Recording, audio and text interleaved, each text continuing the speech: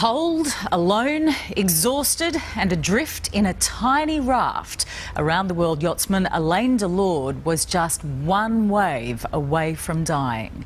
At the bottom of the Southern Ocean, the wildest on Earth, the plucky Frenchman knew he would need a miracle to survive. He got the next best thing, an all-Australian rescue effort that defied all the odds. Get ready to chew your fingers because this is an absolute nail-biter. Here's Alex Cullen.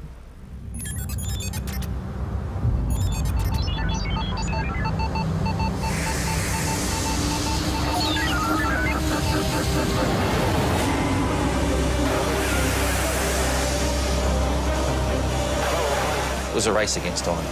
He had no water, no food, his radio was failing. Anything is worth, of course, saving this man that's been living in this little, what can only be described as a boy. Oh my God, the jet!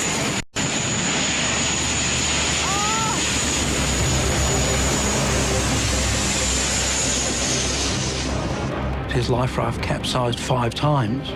By the slimmest of margins, it was near the end for you. Alain Delord is alive. Passé pas loin. His incredible story of survival can now be pieced together with the help of eyewitnesses and rescuers. Among them, one of Australia's most accomplished yachtsmen, Don McIntyre.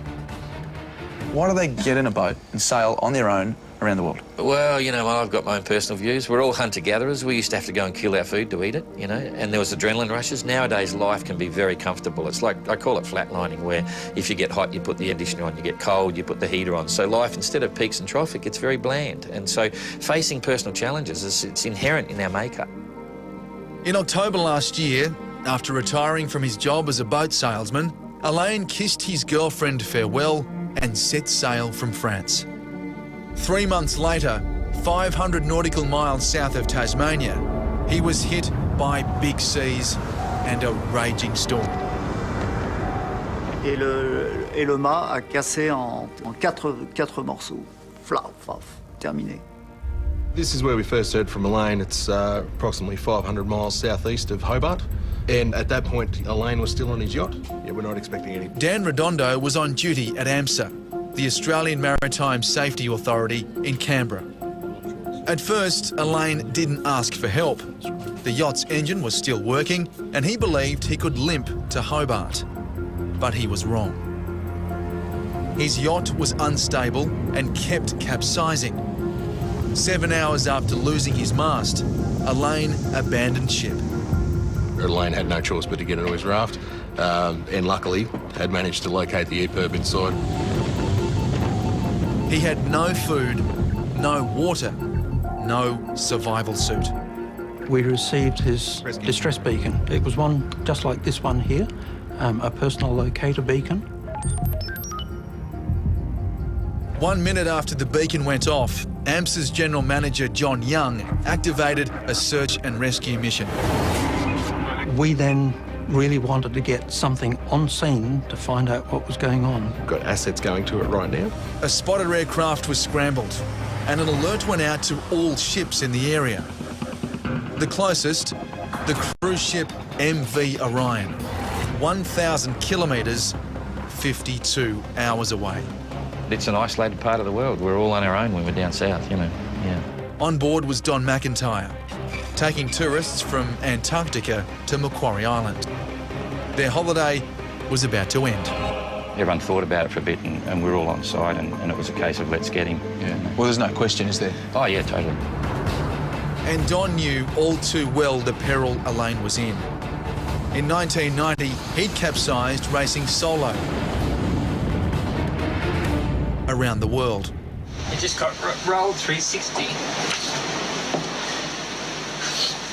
And I missed Ted, and sometimes I really wish I wasn't here, I tell you.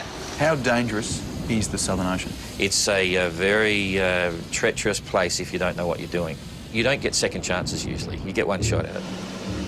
As Orion steamed north towards Alain, AMSA's aircraft flew south and spotted the Frenchman. We had the gravest of concerns for him at that stage. The water down there is around about 9 degrees Celsius. We didn't know it at the time, but Elaine tells us that in fact his life raft capsized 5 times. And he had to get out of the life raft and into the water to right it. So he would have been very cold. If the boat had capsized a 6th time, what would have happened? C'est simple, hein. Je ne serais pas là. Parce qu'après c'est la nuit, donc c'est pas possible. And I can see you getting quite emotional. Is this hard to talk about? Ça se voit. Oui, c'est difficile, oui. Ouais, c'est très difficile. We knew he had no water, no food, his radio was failing, and that it was very cold. For Elaine to survive, Wing Commander Darren Goldie and his RAAF crew had to find him. His protection is number one. Their life-saving mission was to deliver a survival suit that would keep him warm and canisters of food and water. From Richmond Air Force Base near Sydney, they flew south, more than 2,000 kilometres.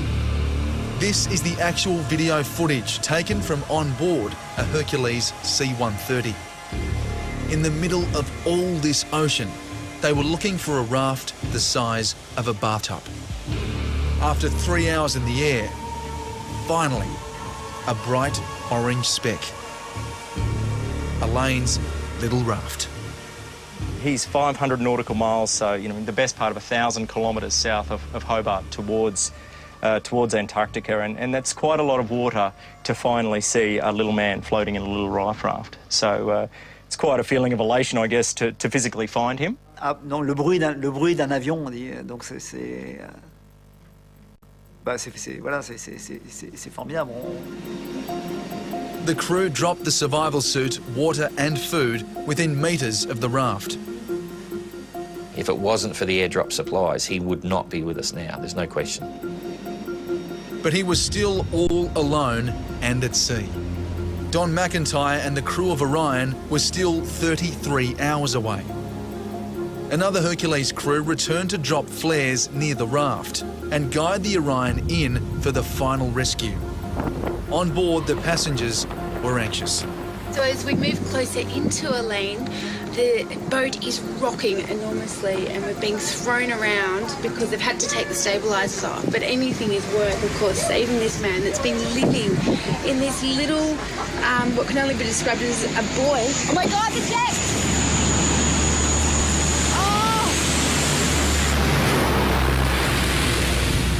Don, what's going on right this second?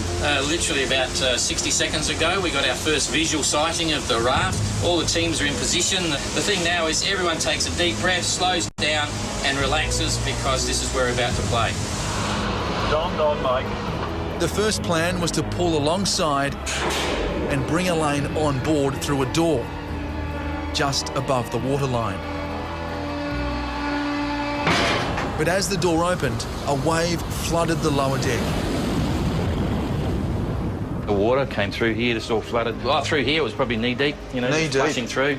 And this was the passageway where we had one guy standing on the thing and he nearly got, by the force of the water, nearly got washed down the stairs. It was just like a scene out of Titanic. Tell him we're going to go to his position, stop, launch him up. Instead, a rescue boat was launched.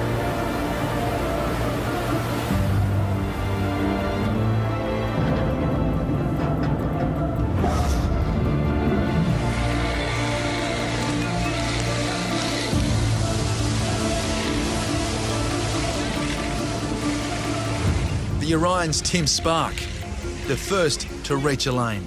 I leant over and yelled to him. What was his reaction? It was a smile and a wave. He was just sort of lying on the bottom going, smiling and waving. So, no worries. So basically I put my arms out and said, grab my arms. Yeah. And that's when he handed me a barrel. Okay. So I grabbed the barrel and threw it in, put my arms out again, and he handed me another barrel. Grabbed that, threw it in, turned around, grabbed him and pulled him in. Do you hear that? And he's on! He's on! He's on! They've got him.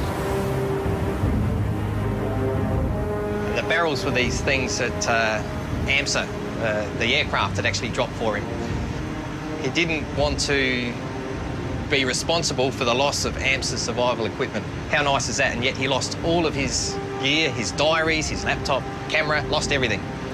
He came aboard with one little knife.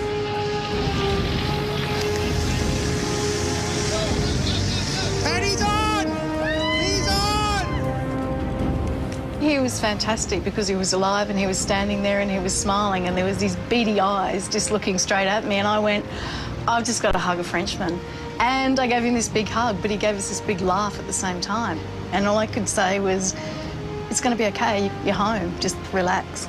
And then, you know, I had my arm around him and giving him a cup of tea. Yeah, he's a tough Frenchman. He's a wiry old Frenchman. He's tough as old boots. And, yeah, he was in good nick, wasn't he? His hands were very swollen and white. His hands had... It's like sitting in the bath for hours. You know how your skin goes white and swollen? Except his was 10 times worse. He literally couldn't move his fingers. They were like sausages. He improved markedly once he'd had a good cuddle. There was no doubt about that. He... Look at her. Hey. Oh, darling. After his rescue, a fragile Elaine was determined to thank all those aboard the Orion. He poked fun at his dream to sail unassisted around the world. Right, okay, then what he's saying is basically that that's been ruined now because he's obviously been assisted. In the days that followed, Elaine thanked as many of his rescuers as he could. Nice to meet you. Thank you very much for... When you add them all up, so many had a hand in saving the stranded sailor. Pleasure. Good. Merci beaucoup. Merci beaucoup. We normally ask for crownies. I would guess it's somewhere around 100, maybe a little more. That's a lot of people. It is. It was a very complex operation with a lot of different threads to it. C'est fromage. Elaine's very lucky. On a scale of 1 to 10? 1 to 10? Oh, 10 being 11. 11. Dans la situation, on y croit puisqu'on a déclenché la balise. Donc c'est... En fait, c'est aujourd'hui que je me dis que je suis passé pas loin.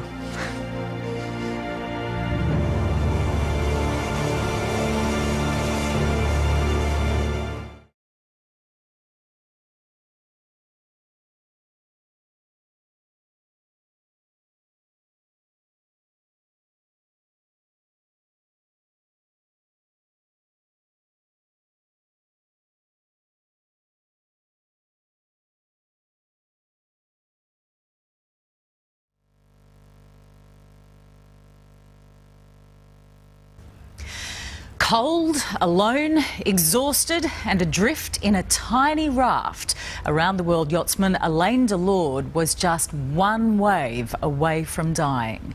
At the bottom of the Southern Ocean, the wildest on Earth, the plucky French... around the world? Well, you know, I've got my own personal views. We're all hunter-gatherers. We used to have to go and kill our food to eat it, you know, and there was adrenaline rushes. Nowadays, life can be very comfortable. It's like, I call it flatlining, where if you get hot, you put the air conditioner on, you get cold, you put the heater on. So life, instead of peaks and troughs, it gets very bland. And so facing personal challenges, it's inherent in our makeup.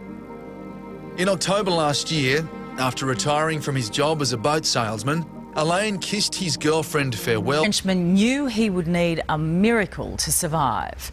He got the next best thing, an all-Australian rescue effort that defied all the odds. Get ready to chew your fingers because this is an absolute nail-biter. Here's Alex Cullen.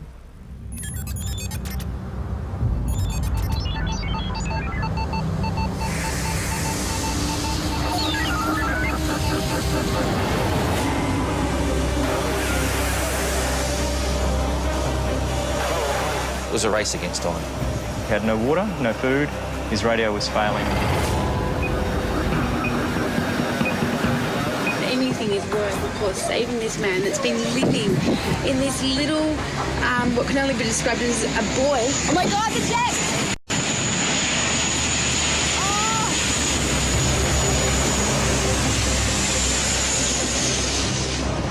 His life raft capsized 5 times. By the slimmest of margins, It was near the end for you. Alain Delord is alive. Passé pas loin. His incredible story of survival can now be pieced together with the help of eyewitnesses and rescuers. Among them, one of Australia's most accomplished yachtsmen, Don McIntyre. Why do they get in a boat and sail on their own